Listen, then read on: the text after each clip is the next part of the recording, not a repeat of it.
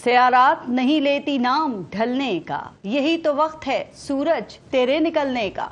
ये वो शेर है जो वजीर आजम शहबाज शरीफ ने अब से कुछ ही देर पहले किए गए कौम से खिताब के आखिर में हमें सुनाया है।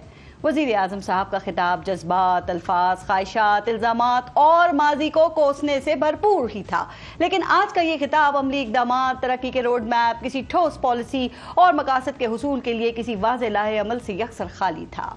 आज उनका खिताब सुनकर एक बात ज़हन में आई कि उन्हें बताया जाए कि ना तो वो अपोजिशन लीडर हैं और ना ही कोई मुबल्लिग, बल्कि वही इस मुल्क के वजीर आजम हैं। जनाब, आपके पास इक़्तिदार है, आपका हुक्म चलता है और जो भी आप कह रहे हैं ना, ये सब करने के लिए आपको अवाम ने मुंतखब किया है।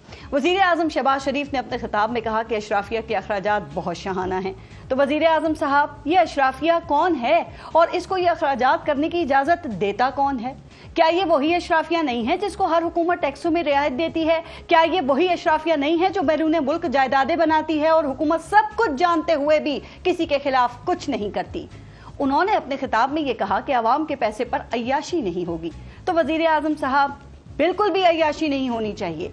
लेकिन ये वजीर आजम हाउस का बजट बढ़ाना क्या अय्याशी नहीं है? आपने अपने दफ्तर का बजट बढ़ा लिया, पार्लियामेंट हाउस का बजट बढ़ा लिया, सरकार चलाने के लिए अखराजात में 300 अरब रुपए इजाफा कर लिया, तो क्या ये अय्याशी नहीं है? वजीर आजम साहब ने अपने खिताब में ये कहा कि बिजली और गैस चोरी करने वाले, बिल्स ना देने वाले मुल्क के दुश्मन हैं। तो बिल्कुल ये लोग दुश्मन हैं, लेकिन वजीर आजम साहब, ये बिजली मुफ्त लेने वाले, ये गैस मुफ्त लेने वाले और पेट्रोल मुफ्त लेने वाले और उनको आवाम के पैसे से मुफ्त मराद देने वाले क्या इस मुल्क के दोस्त हैं? उन्होंने कमाल बेनियाजी से ये कहा कि तनख्वाहदार तबका परेशान है कि इस पर टैक्स लगा दिया गया है। तो वजीर आजम साहब, अभी इसी हफ्ते तो आपकी हुकूमत ने बजट में तनख्वाहदारों पर मजीद टैक्स लगाया है। क्या ये सब आपके हुक्म के बगैर ही हो गया या बजट पर आपसे भी मुशावरत नहीं हुई है?